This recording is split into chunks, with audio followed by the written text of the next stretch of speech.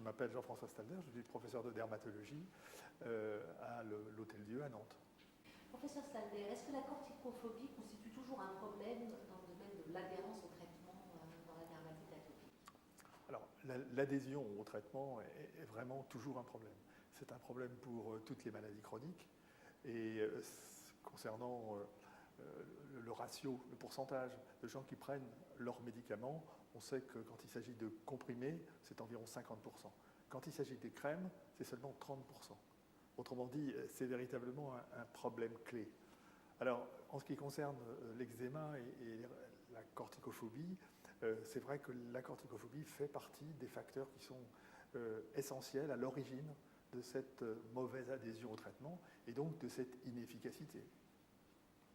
Globalement, selon les enquêtes qui ont été faites, 95% des gens admettent se sous-traiter compte tenu des risques potentiels qu'ils imaginent avoir en utilisant les dermocorticoïdes. Donc c'est vraiment un réel problème.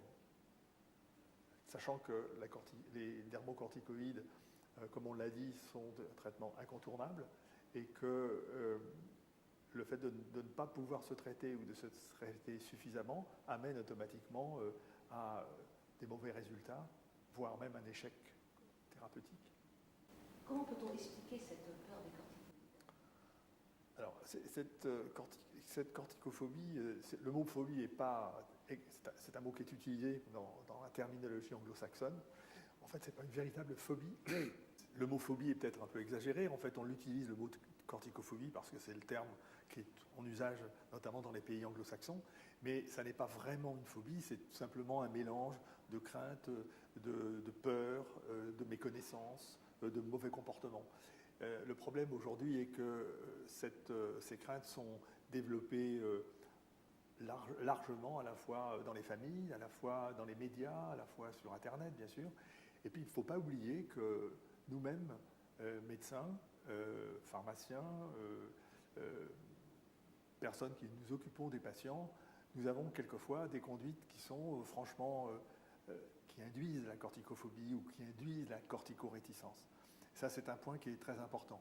Et là, à ce propos des études récentes publiées en Australie, ont montré que finalement, peu de personnes échappaient à une corticophobie qu'il leur était facile de transmettre à leurs patients.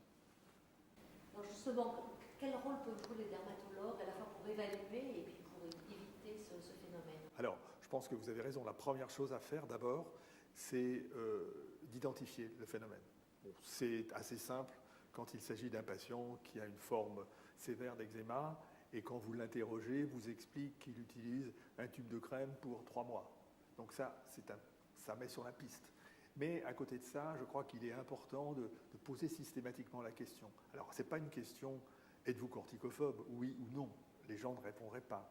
Ce qu'il faut envisager, c'est des questions ouvertes, en disant « beaucoup de gens ont des craintes en utilisant les corticoïdes, est-ce que c'est votre cas ?»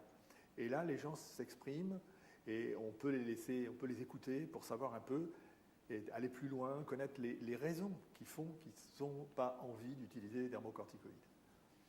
Je crois que cet aspect de connaissance du mécanisme, de l'origine, est très important. C'est tellement important qu'on a développé avec nos collègues européens et américains un score, qui est un score de corticophobie.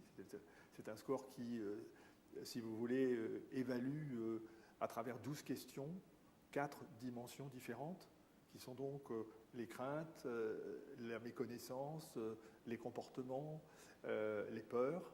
Et face à ça, ça nous permet d'avoir, une fois qu'on a une idée plus précise du profil de la corticophobie de chacun, d'apporter des réponses qui sont plus personnalisées et sans doute, on l'espère, plus convaincantes.